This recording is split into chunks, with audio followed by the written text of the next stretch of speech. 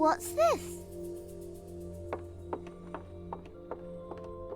No. Baba. Boop, boop.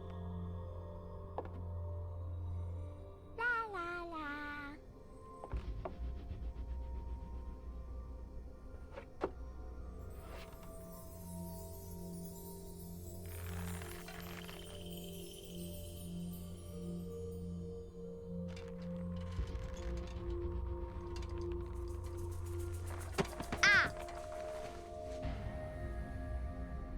Ooh.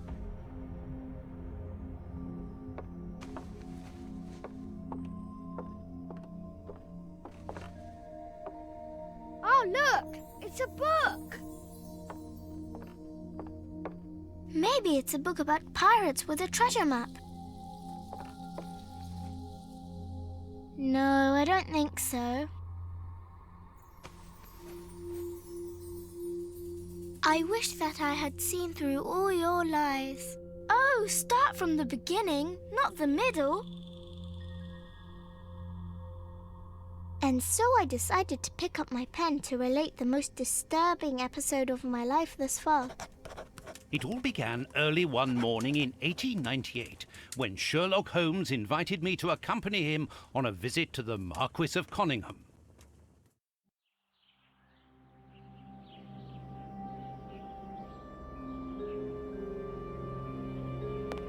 Watson, my dear fellow, we can now go and inform the Marquis that we have found the Samoan necklace, and very much faster than Inspector Baines, too, which pleases me. Have you really solved the theft, Holmes? And so quickly? I have indeed, Watson, and believe me, it was completely unnecessary to spread out all over London, as our friend Baines thought was best. He likes to boast that his methods are equal to mine, but once again the outcome has contradicted him.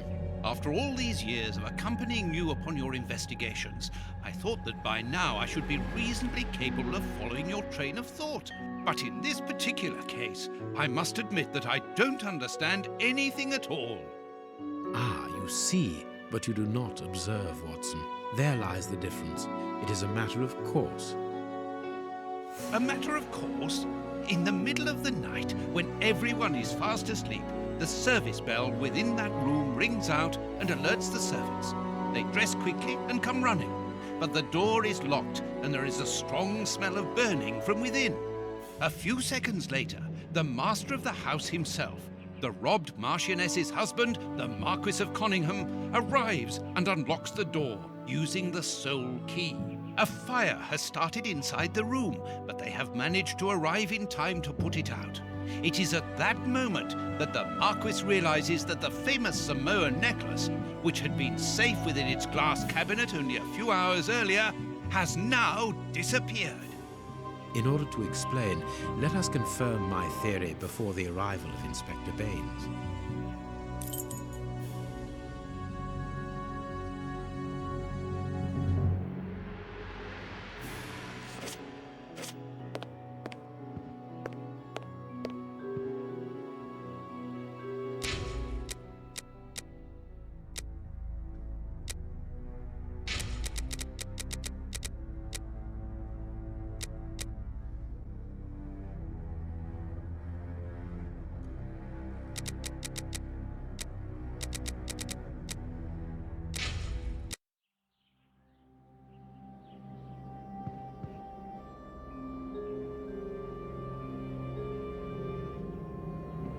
This window was cut with a diamond, a clean, discreet piece of work. This is where the necklace was. See how tiny the hole is, and not one fingerprint upon the window.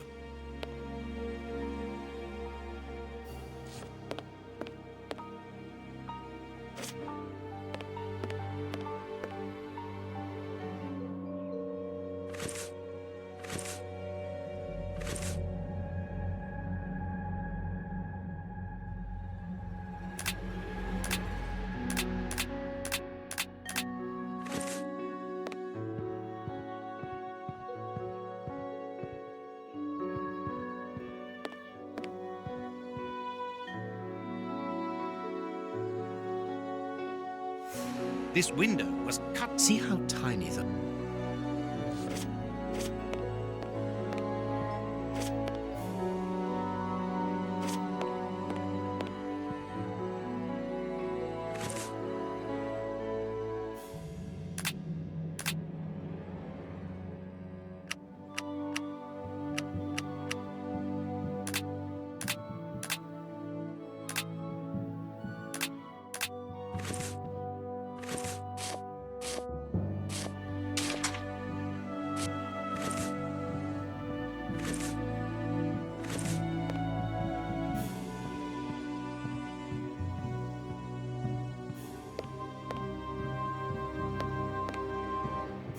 This window. See how...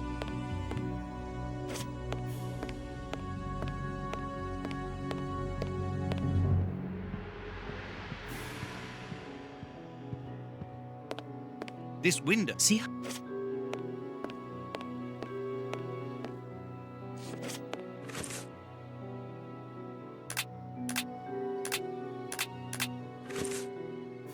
A mark, undoubtedly made by a diamond. Someone tried to cut the glass, but he was interrupted. Therefore, the thief tried to escape through the window, but he was interrupted.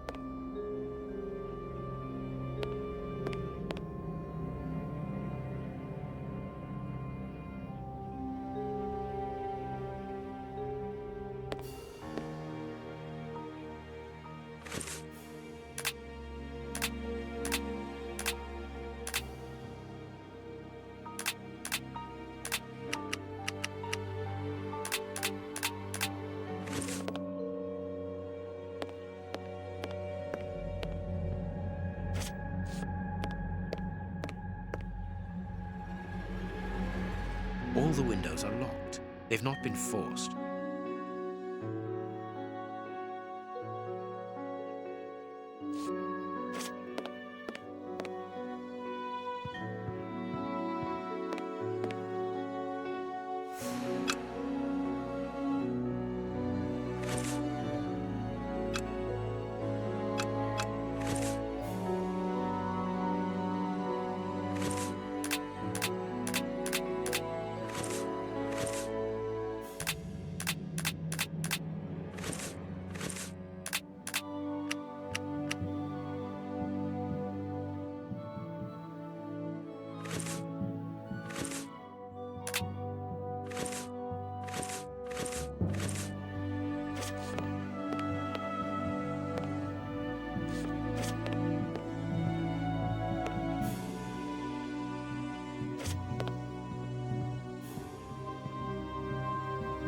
Let us examine the crumpled...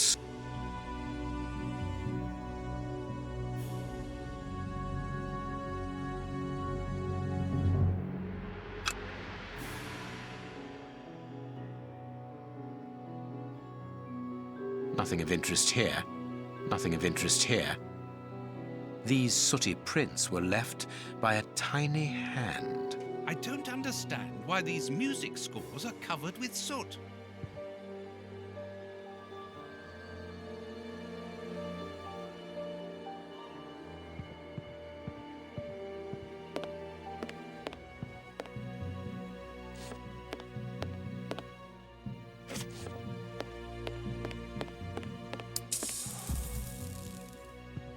Not very well kept, this aquarium.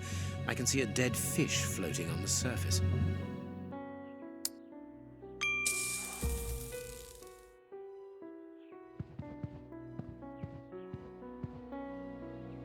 This draft screen makes an ideal hiding place. As the theft was committed at night, I conclude that the thief hid himself behind the draft screen and waited until he was alone in the room. Strange, there aren't any prints, yet I'm sure that the thief hid here.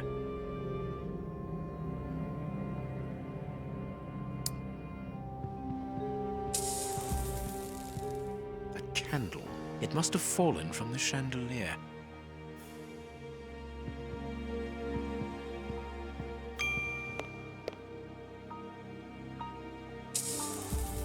These documents are not very interesting, even though they're addressed to the Minister of Maritime Affairs. The Marquis himself.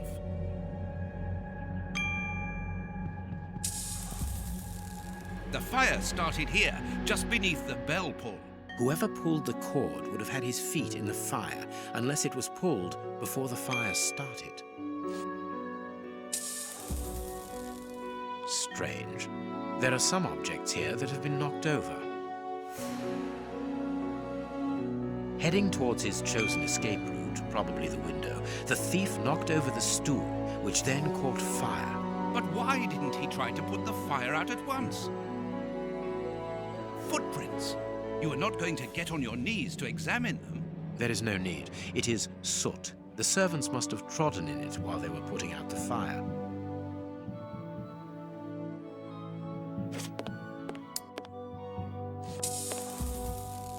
The chest wasn't opened. The necklace wasn't in it.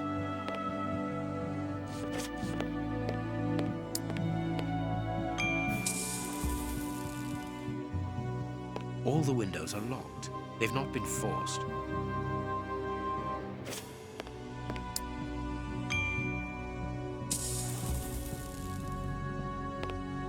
When the servants arrived at the door, having been alerted by the bell, they saw evidence of the theft and the fire, but they didn't see the thief.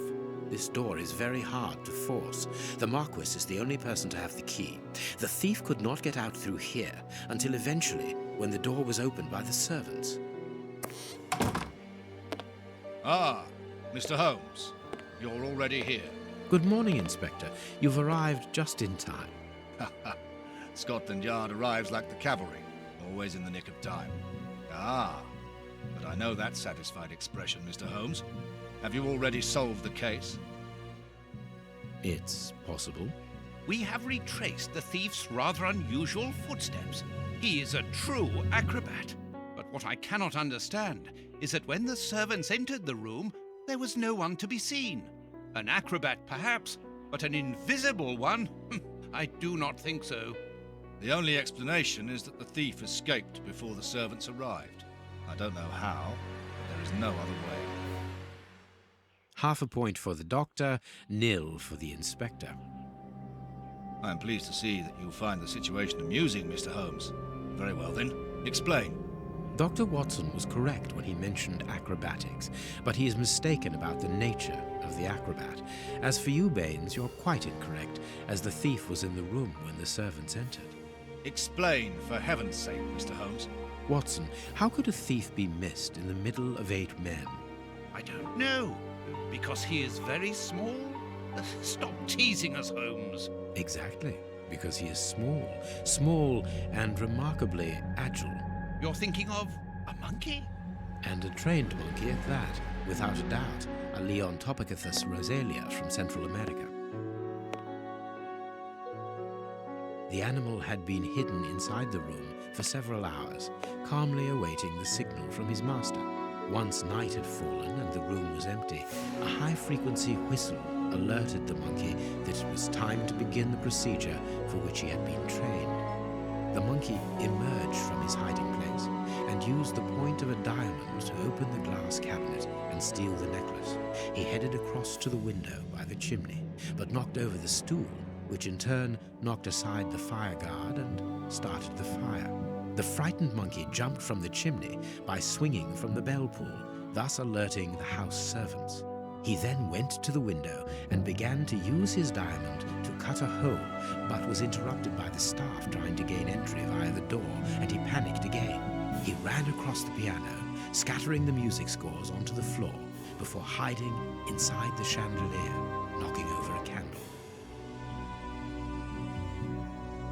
Finally, the servants and the Marquis entered the room, leaving the door open while they put out the fire. It was during the confusion that our agile little thief made his escape through the doorway. As simple as that. A brilliant explanation. Bravo, Holmes. And the necklace? I can see it from here, my friends. It's right in front of us.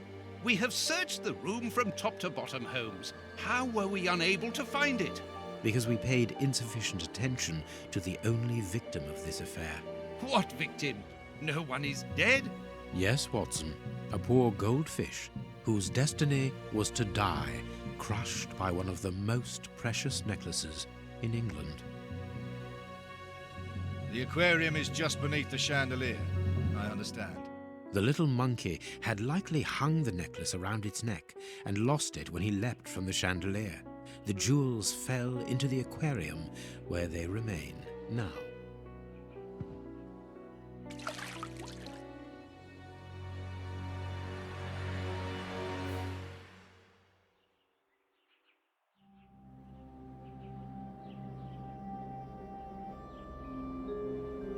Marquis, here is your necklace, intact, just a little wet. Mr. Holmes, this brilliant demonstration does credit to your reputation. Well, thank you so much, Marquis. Do you wish to verify the authenticity of your jewel? No, I recognize it. I have spent many hours admiring it, you know. Good. I will return it to its box, and... Inspector, a bank has just been held up. You must follow me at once. Orders of Scotland Yard. What times. Sirs, duty calls. My regards, Marquis. And well done again, Mr. Holmes. There, the necklace is in its box. We've lost enough time here. Let's go home, Watson. Ah, very well, as you wish. A good day to you, Marquis. With pleasure, gentlemen. And once again, thank you.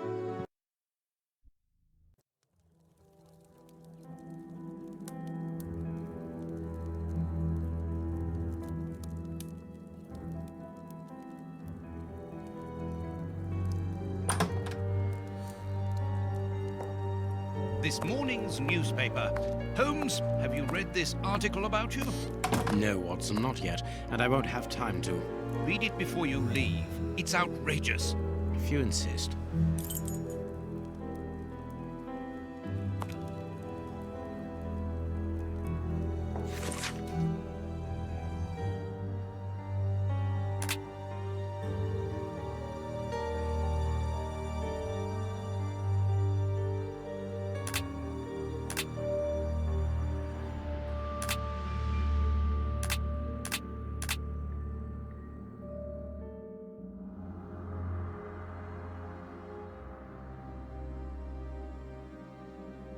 Prince Woodville, French culinary expert and bagpipe player, might be our next king. That's not so shocking, my dear fellow. You know exactly to which article I'm referring, Holmes. How can Farley dare to tarnish your reputation like that? You know, Watson, that wherever glory walks, jealousy is bound to follow. As for the forgery of the necklace, I suspect that we shall soon be enlightened in this regard. Come in, Inspector Baines, the door's open. Ah, Mr. Holmes. How did you know I was here? You are one of our rare visitors who avoids the second-to-last step of the stairs, which creaks dreadfully. And if I add the clinking of the handcuffs at your belt, to what do we owe the pleasure of your visit, Inspector? Have you read that, Rag? Inspector, I assume that you have the fake necklace with you. It's why you're here. Your superiors would like me to examine it. Indeed. They would like you to confirm or deny putting this fake in the box. Can't that wait? I must go to the house of Lord Peregrine Maitland, the Bishop of Knightsbridge. Inspector, can you explain this slander? Has the necklace of the Samoas really been replaced by a fake? I don't know how the reporter got hold of the information, but it's true. About the necklace, of course. I wouldn't permit myself to question the integrity and honesty of Mr. Holmes. The necklace is a forgery? Impossible! I saw the Marquis authenticated before my very eyes, before Holmes returned it to its place. Mr. Holmes, the Marquis believes Osmond Farley's theory. I shouldn't be surprised if the reporter isn't behind all this slander about you. He's a freelancer, well known for his explosive and subjective articles. In any case, the Marquis assures us that you were the last person to have the necklace in your hands. Let's return to the Marquis's house, Holmes. I'm sure that we'll have no trouble in taking apart this theory. It is unnecessary. Such allegations collapse on their own, like one of Mrs. Hudson's soufflés. Let us leave the police to solve this problem and turn our attention to the matters in hand. Perhaps you are right, Holmes. And the Marchioness? She is beside herself. Without the necklace, her marriage is compromised. It is the principal item of the young woman's dowry. What a lovely marriage. Holmes, forgive me for insisting, but don't you want to examine the fake jewelry? Watson, I have an appointment, and it's out of the question that I arrive late. It will only take you a couple of minutes. You really must quell the suspicions put forward in this appalling article. If you will allow me, Inspector. Be my guest. Very well.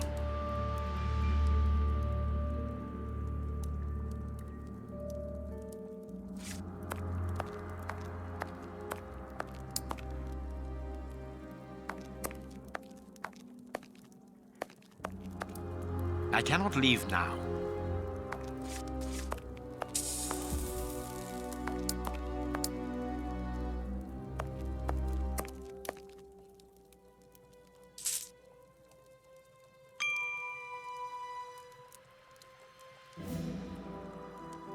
This pearl is a different color. These 3 pearls are of poor quality.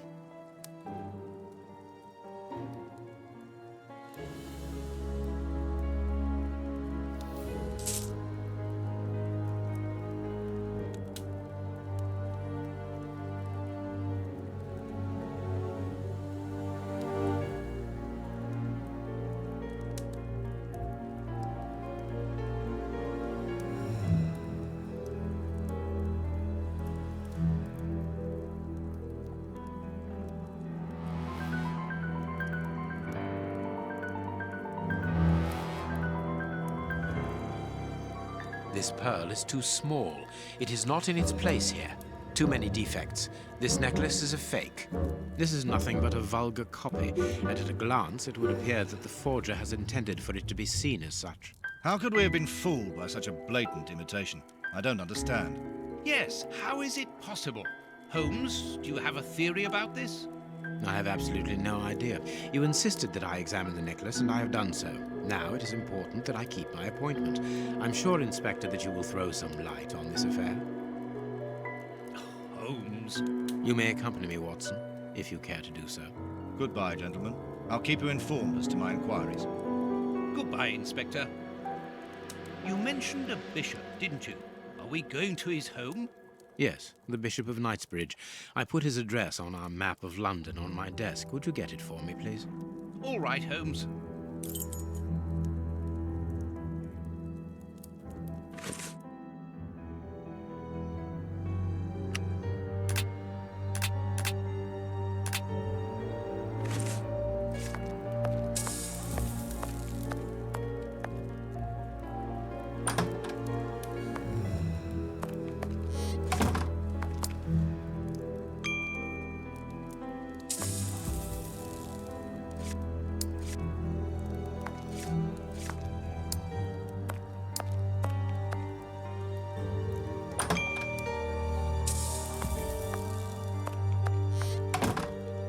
Holmes's homemade analyzer.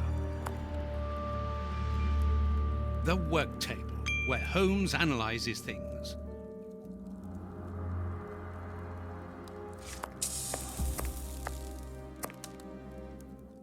I have found your map.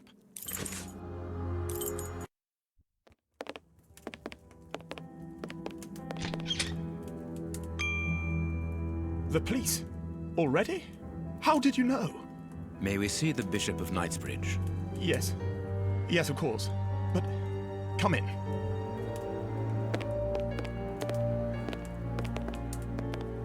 What has happened, Reverend? What? I don't know. It was last night, I think. I only just arrived, and I have made this macabre discovery. My God. How horrible. I haven't called anyone. How did you know that? Holmes, look! The Bishop, appallingly mutilated. How dreadful. Mutilated. And killed. He was such a good man. How could anyone be so brutal? Look at him. He is barely recognizable now. How could any of God's children be responsible for that? They were evidently unworthy children, Reverend. Now do please try to calm yourself and focus, because we will need your assistance. Do you have any idea as to the motive behind this? I haven't had time to do an inventory, but nothing appears to have been stolen. And anyway, His Excellency didn't own anything of great value. I don't know what else I can tell you. Note this down, please, Doctor. Doctor? But you aren't the police?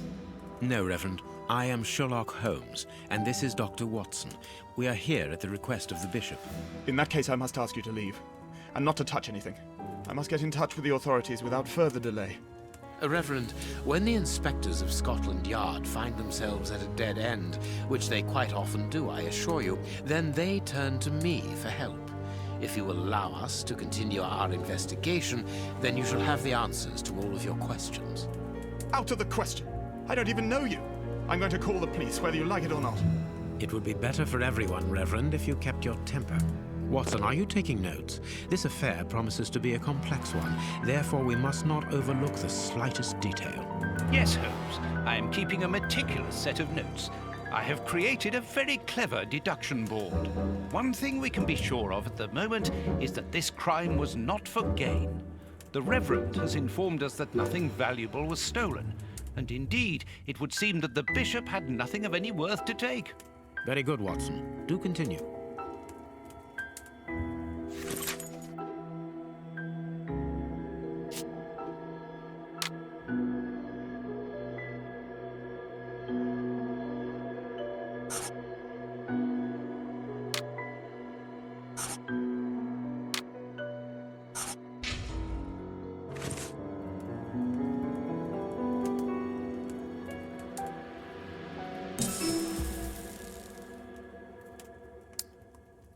This poor man was tied just below the knees. To stop him from walking, certainly, but mostly to free his feet.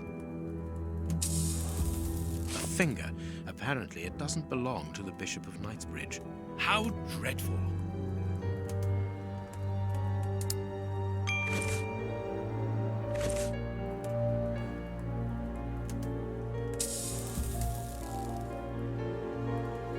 The fingers have been crushed and violently struck. A piece of rope that was used to tie up that poor man.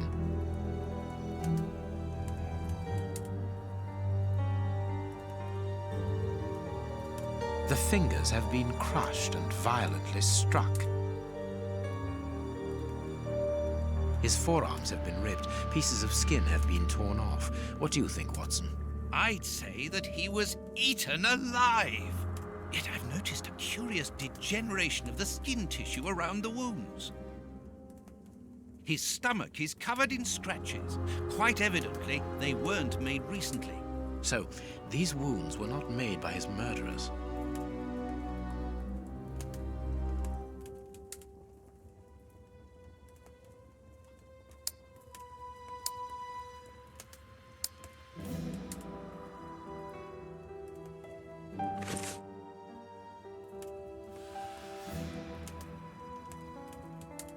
These burns are terrible.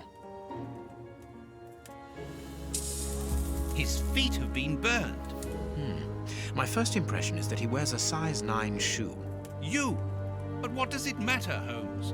My God, Holmes, this man was horribly tortured.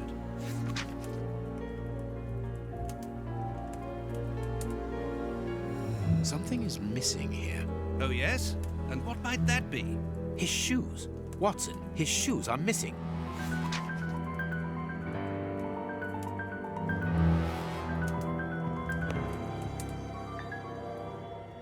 A broken file and blood near the neck. What a strange smell. Chemical components, I think.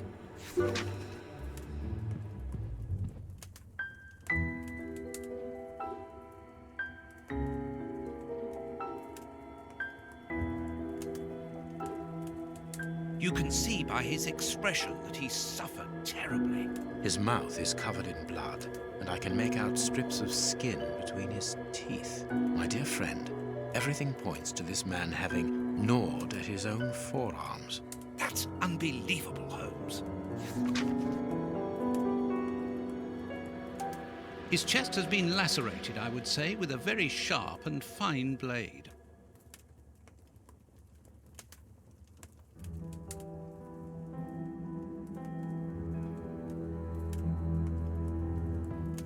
This stove is filled to overflowing.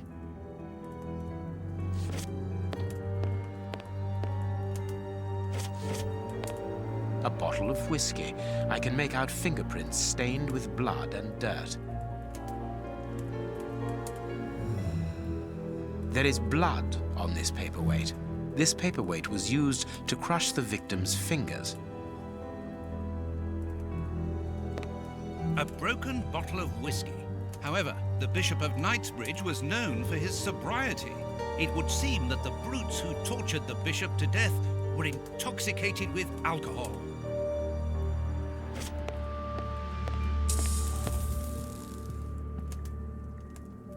The picture of Peregrine Maitland, commander of the infantry brigade of Her Majesty's Guards at Waterloo. The Bishop of Knightsbridge has the same name as his ancestor, an illustrious family.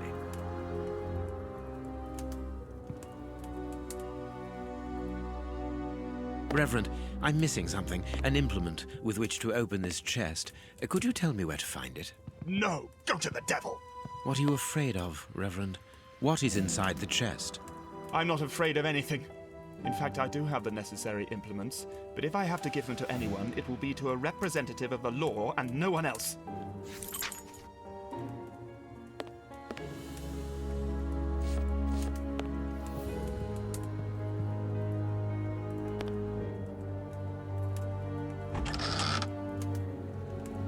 A whip? No, it is a discipline for self-flagellation. It's a cilice designed to bruise the person wearing it. The bishop wore it as repentance. This very pious man must have had the habit of mortifying his flesh as a means of repentance.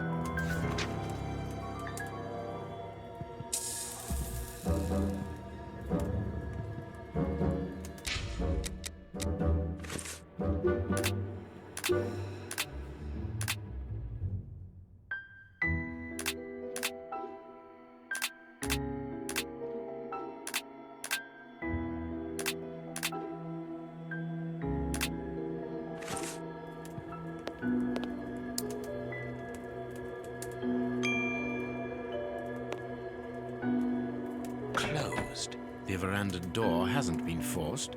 Strange. Reverend, might I have the key? No! You have no authority here. Let me call the police. Perhaps we should listen to him, Holmes. Perhaps you should let me get on with this, Watson. This door has not been forced. Where does it lead, Reverend? To His Excellency's room. There is just a mattress and a stool.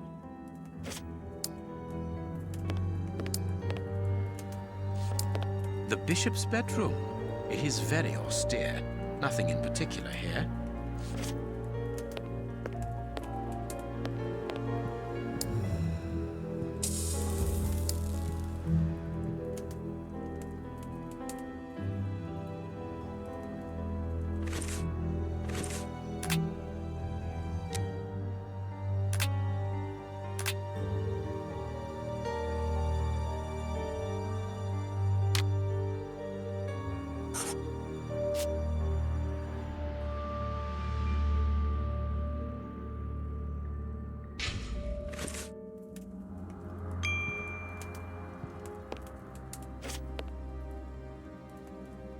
Watch where you're putting your feet, Watson. Have you noticed these prints upon the ground? Well, yes, those muddy marks. See here, Watson. Footprints can often provide more vital information than the very best of informants. Yes, if you know how to make them talk, that is. It's child's play, Watson. We will begin by excluding the contaminating prints, which are yours and mine from where we came in, and those of our dear Reverend who was so impatient to call the police.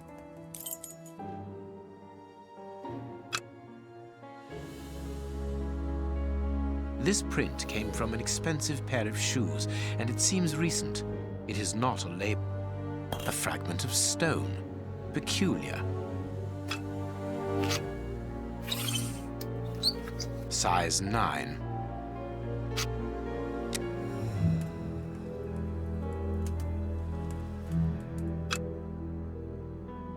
This print came from an expensive pair of shoes, and it seems recent. It is not a laborer's shoe. Well-worn shoes with an odd pattern on the soles. Hobnail boots. Hobnail boot. Hobnail boots like those worn by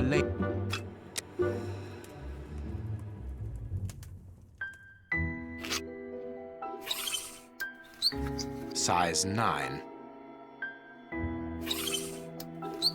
Size 9. Size 9. Size 9.5.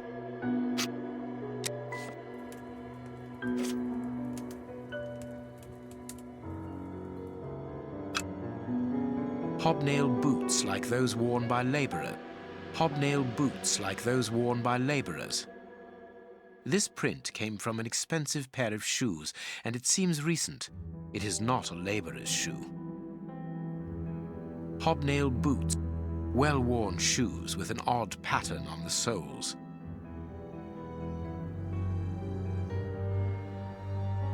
Nothing of interest here. I cannot leave now.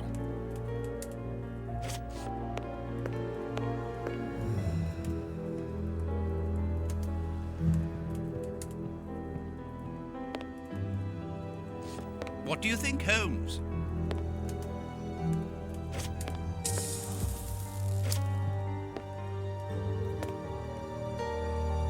I need something.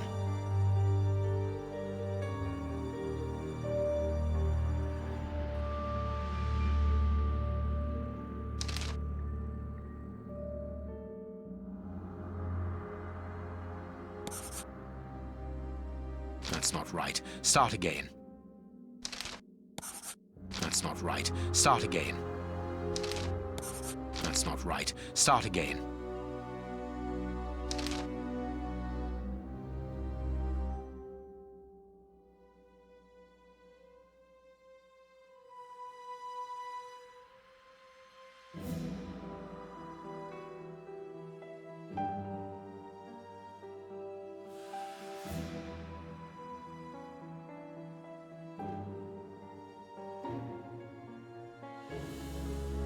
That's not right. Start again.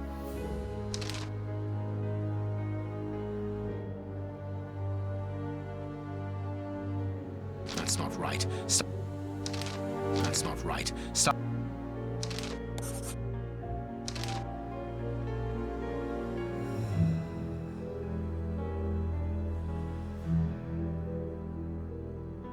Strange but true. One of the crooks was wearing a different pair of shoes when he left here. That's not right. Stop.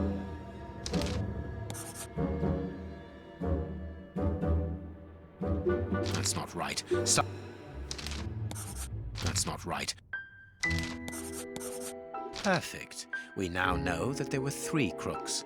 Therefore, we have 3 men who came in and left again, but one of them was wearing a different pair of shoes from the ones which he came in with. So, all we have to do is look for a workman who likes Italian shoes.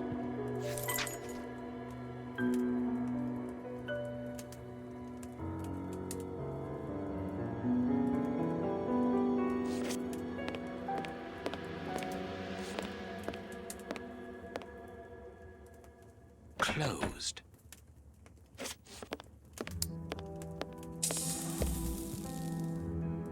You have no right to search here.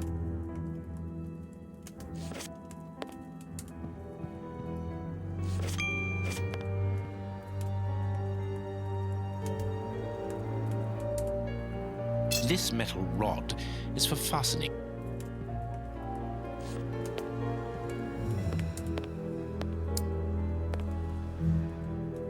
Closed.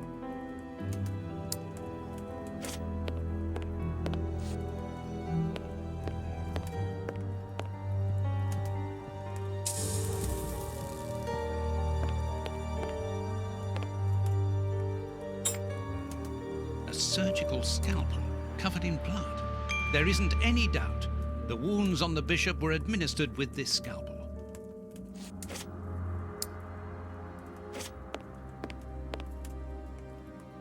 Closed.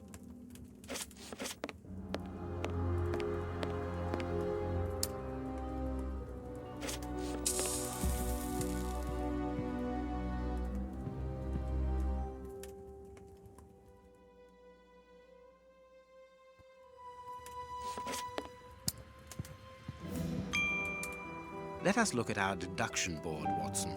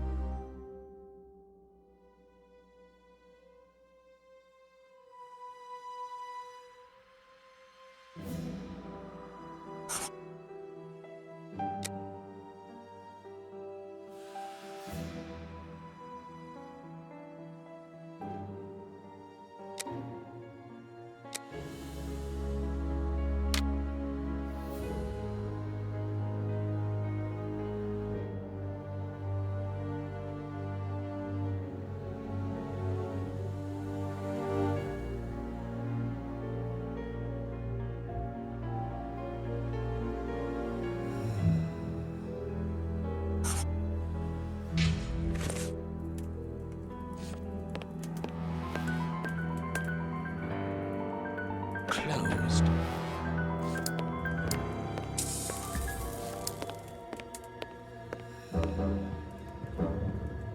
You have no right to search here.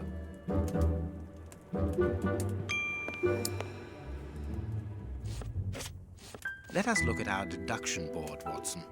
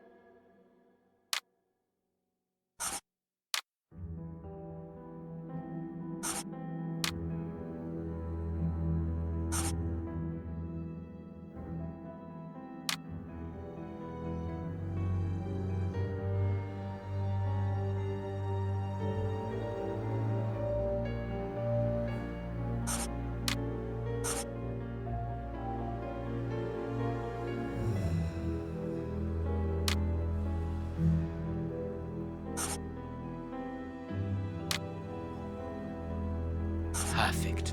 It is evident that the Bishop of Knightsbridge's killers were after something specific, and that they did not find it. Reverend, I shall ask you one more time. Open the chest. The item they were seeking must still be inside. It is unlikely that they will let this matter rest.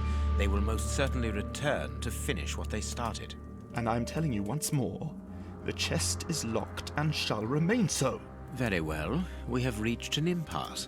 You are a stubborn man, Reverend. Watson, accompany our friend to the police station and return with Inspector Baines. Baines and no one else. I shall wait for you here. Go. Alone at last. Now I can continue my investigation.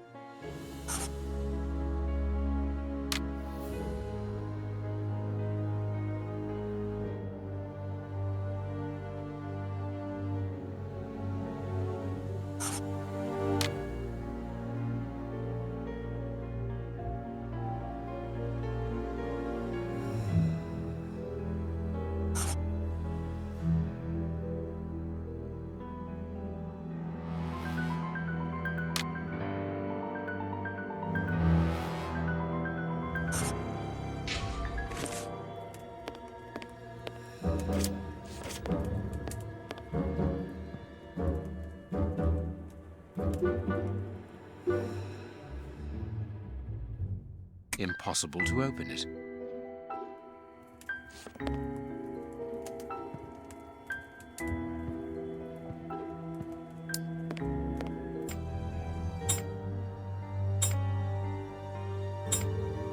There we are. It is simplicity itself. There isn't anything much in this room. It must be used as a reading or meditation room.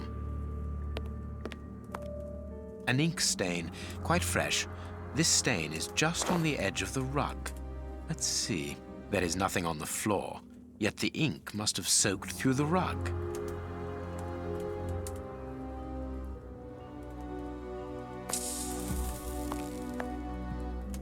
This inkwell was tipped over recently.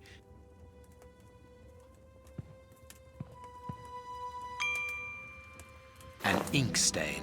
The ink stain on the floor comes from the ink on the rug, but they are not in the same place. Someone has moved the rug recently.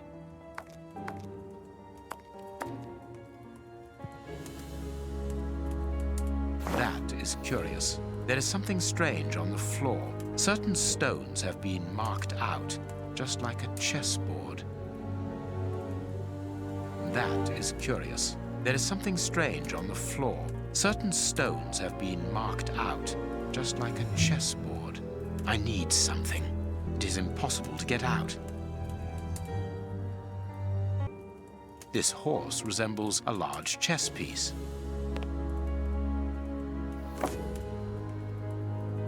There is a message underneath this statue. Let's see.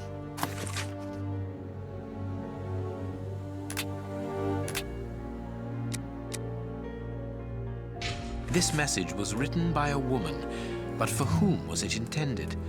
Interesting, this chess game.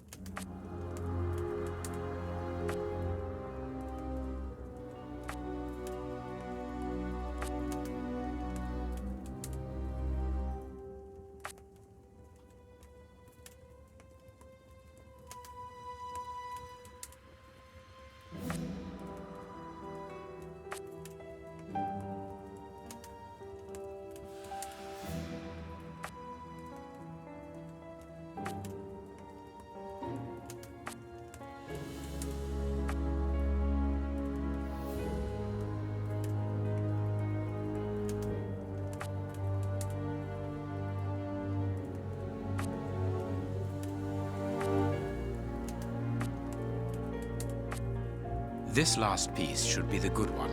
It will have to be pulled free. I need something.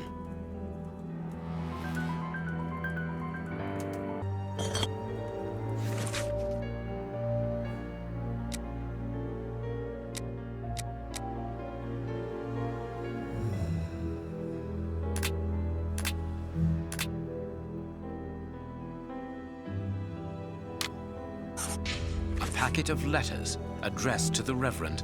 They were written by a woman who mentions his illegitimate children. Their affair isn't official. Perfect. I have you now, my wayward Reverend.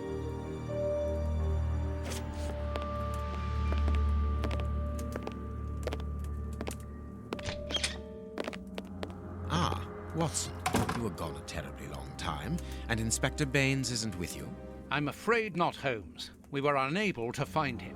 Dr. Watson would not allow me to contact any inspector other than this Baines. What manners! I am a man of the church. My dear Reverend, I notice that you are a chess lover. I trust you will excuse me, but I am never able to resist the appeal of a half-finished game. You are an expert at chess. Very well then. What do you want now? As you might have guessed, resolving your small chess problem has allowed me to discover some very interesting letters. Letters? What do they say? Reverend, why hide these letters here and run the risk of the bishop finding them? Holmes, what's in the letters? Not now, Watson. Where else could I have hidden them? My own chambers are too austere. They could offer no cover. I knew, however, that His Excellency, may he rest in peace, would not notice my game. The contents of the Bishop of Knightsbridge's chest interest me greatly. Give me the elements you hold, Reverend. Out of the question. Do you understand that you are the prime suspect in this terrible murder? What? But that's ridiculous. Think for one moment, who profits from this crime? Not me. I think so, yes. With the Bishop of Knightsbridge no longer here, you are now the apostolic director of the diocese, are you not? Yes, until another incumbent is appointed, but... A position which should logically come to you. The police will not overlook that. They will never believe you. But of course they will. Do not forget who I am, Reverend. You are odious. Here are the stems that you were looking for. You have won. Evidently, as I always do. What are you able to tell us about the Bishop of Knightsbridge's last days? Did anyone come to visit him? Did he seem worried, anxious? Do not omit the smallest detail. His nephew came to see him yesterday at His Excellency's request. I found this visit a little peculiar because the young man rarely visits his uncle.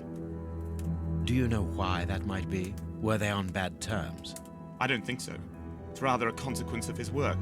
The young man is employed within the archives section of the Royal Library, which doesn't leave him with a lot of free time. Do you know the reason for his summons? No, but the conversation was very heated. It only lasted for a few minutes and ended with the nephew in a terrible rage. Interesting. I've answered your questions. Will you now let me contact the authorities? I'm afraid not, Reverend. Not just yet. All right, now we can open the safe.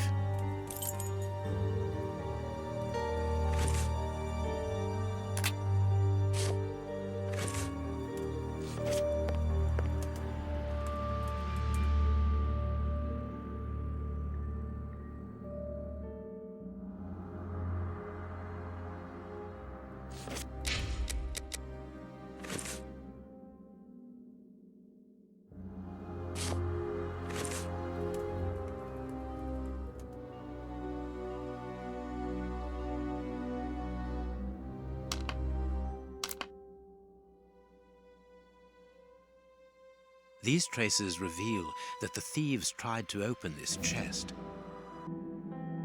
Now I can open the chest. Here we are. I am eager to discover what remarkable treasure could justify such an act of barbarity. Extraordinary. This chest is impenetrable. How is it possible? No one other than the bishop should be able to open it. You open the chest with disconcerting ease, Holmes. I've seen and heard quite enough. This time you won't stop me. Catch him, Watson. What the? But why? Run, Watson. Hurry.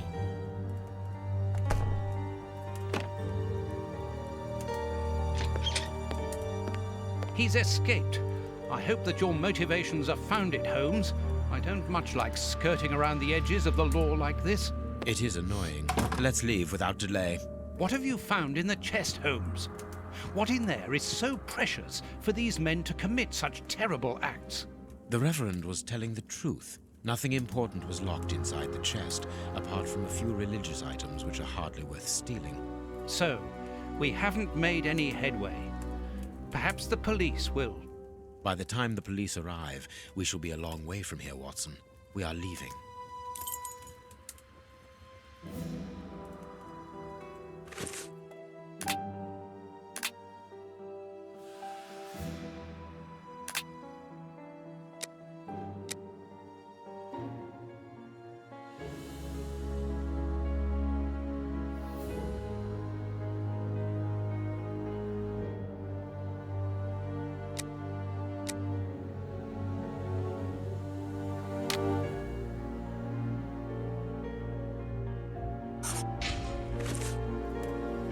What should we do next, Holmes?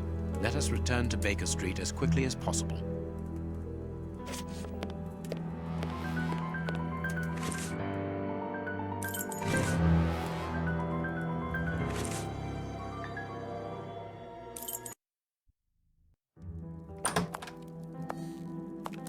We have crossed London at a breakneck speed. We could have knocked someone over, and naturally I had to pay the cabbie out of my own pocket. Watson, stop complaining. We have to analyze the clues found at the Bishop's house.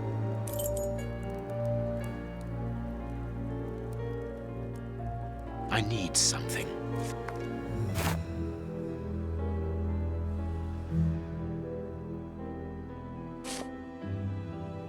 I haven't finished my analysis.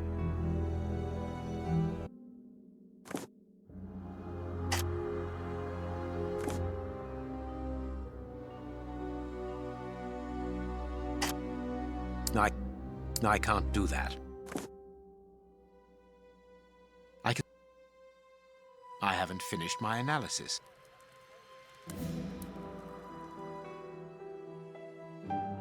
I haven't finished my analysis. I haven't finished my analysis. Black and damp earth under the nail. Interesting. I can't do that. I can't do that. I haven't finished my analysis.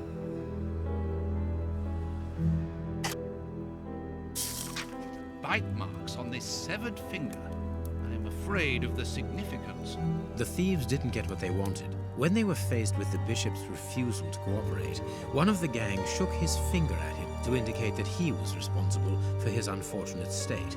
And the poor man, whose head was the only part of him not bound by ropes, bit the finger violently enough to sever it. An uncommonly savage act. Watson, I am certain that when we have explained the reasons behind this sudden bestiality, we will have revealed a larger part of the mystery. I can't do that. There is something written on this scalpel. I should clean it. I can't do that.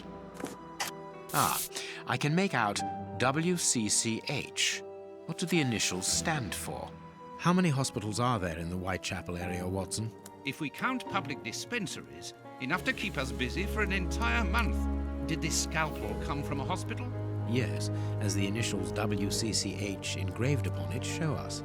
We must think on how best to deal with this. We do not have the time to investigate every hospital in Whitechapel. I can't do that.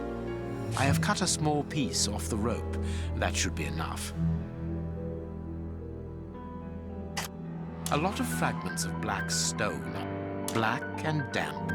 This rope is only worn on one side. I can't do that. I can't do that. I can't do that. I haven't... I can't do that.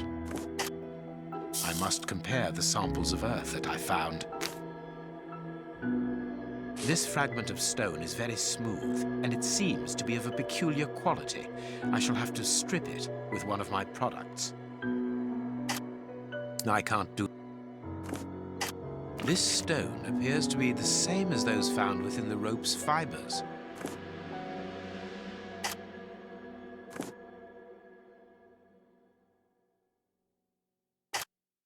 I can't do that.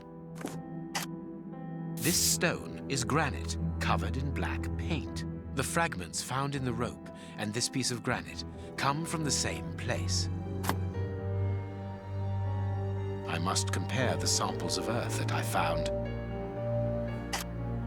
I must compare the samples of earth that I found. I must compare the samples of earth that I must compare the samples of earth that I found.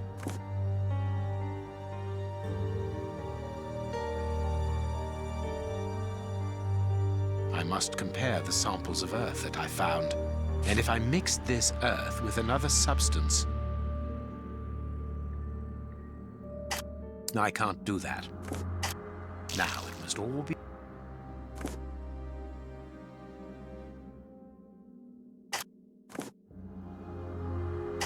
I can't... The samples of earth taken from beneath the fingernail and from the ropes originate from the same place. How do you know? It took just a little water to analyze the consistency. The soil has retained its moisture, even though there hasn't been rain in London for over a week. This soil could come from the bank of a river, or somewhere where the evaporation is slower. A mine, perhaps, or a trench. The banks of the Thames are clay soil, unlike our samples, so we can rule that out. The nearest mines are 12 miles away, so I would rule that out also. I would therefore conclude your last theory to be nearer the mark. A trench?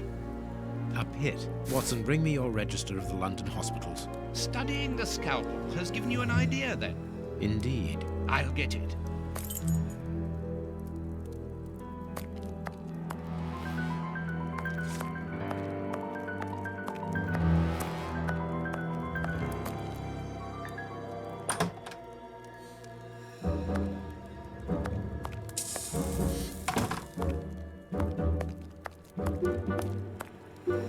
This bust was used to fool Colonel Moran during the case of the empty house.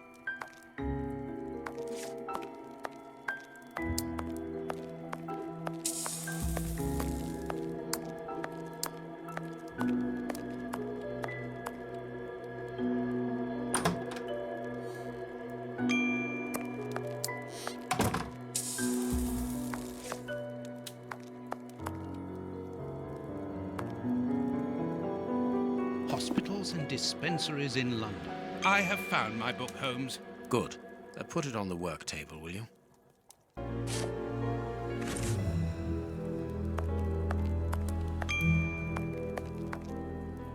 Here is the section showing Whitechapel. I made several notations on these pages during our investigation into the Ripper, which might prove useful. All we need to do is to find a hospital or a public dispensary near a location where pits have been dug and black granite has been used. It's simplicity itself. I haven't finished my analysis.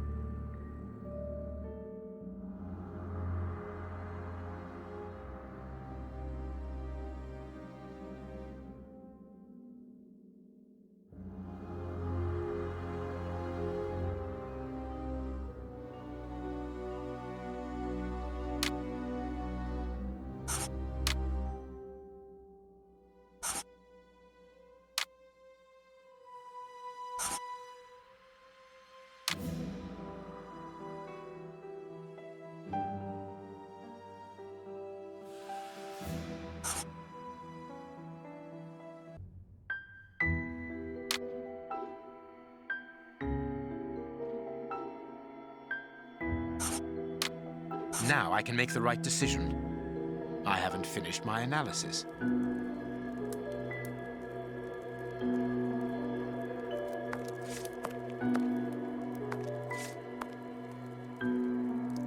I haven't finished my analysis. I haven't finished.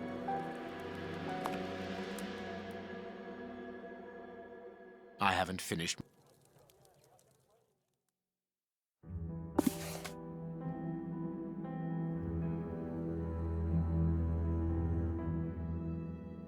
The public dispensary number 4661. It's just opposite the Whitechapel Street Cemetery. Yes, Watson. The murderer with the missing finger must work in the cemetery, or at least visit it.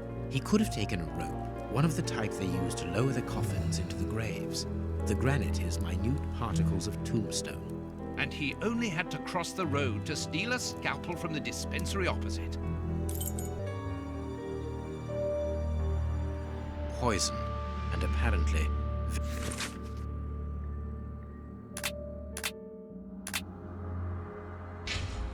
Poison. Discreet, efficient, and only detectable via a thorough post-mortem. Have you been able to isolate the active components, Holmes? Not with any certainty. This toxic substance surpasses my own knowledge in the field. It is without doubt the work of an expert chemist.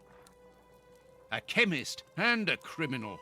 As you say, please find my monograph on poisoners of the last 30 years.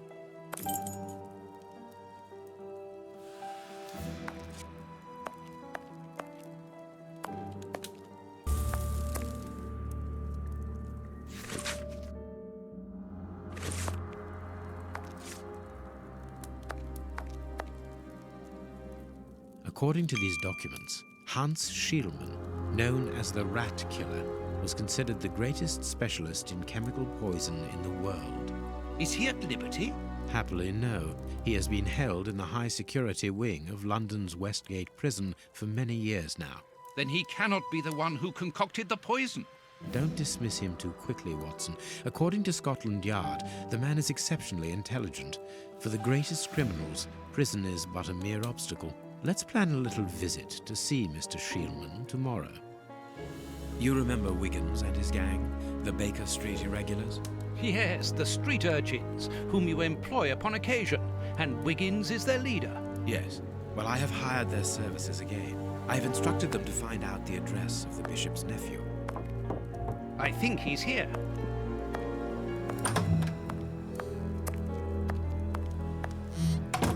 Hello, Mr. Holmes. Wiggins, my young friend, have you found the information for which the good Dr. Watson is going to pay you? Yes, Mr. Holmes, it was easy. Very well, I understand. Here are a few pennies. Thanks, Dr. Watson. The man you're looking for lives near Kensington. Does he live alone? Yes, but he rents a room for an old lady. Did she see you? No, Mr. Holmes. No one saw me. Perfect. Watson, give our young friend another shilling as a reward for his discretion. Here we go again. But of course... I'm falling asleep, Holmes. Aren't you tired? No, I have an exceptional constitution. I can't remember ever having been fatigued by work. Idleness, on the other hand, exhausts me completely. Go to bed, Watson. The night will be short. We leave at dawn. Wow, this is a real adventure. It's exciting. I like it better than made-up stories. I want to know what happens next. Keep reading. I'm going to. Ah, I want to listen to. My readers must excuse me if I do not describe in full detail here the terrible images which haunted me that night. I had a sense that something extraordinary would take place, but I was scarcely prepared for the reality of it. Good morning, Holmes. Did you get any rest? I did not attempt to sleep. Have you managed to come to any conclusions? I think that we might follow 3 trails. We can visit Whitechapel to try to discover the identity of the murderers by making inquiries at Dispensary 4661 and at the Whitechapel Street Cemetery. The poison trail seems more important to me. We should perhaps go to Westgate Prison first to see Hans Shielman. Yes, and let us not forget the bishop's irascible nephew, whose address we now have, thanks to my Baker Street irregulars. I have located each place on our map of London. Holmes, let me remind you that we still have not been officially instructed to investigate this affair. Ah, well, we will just have to hide that small detail.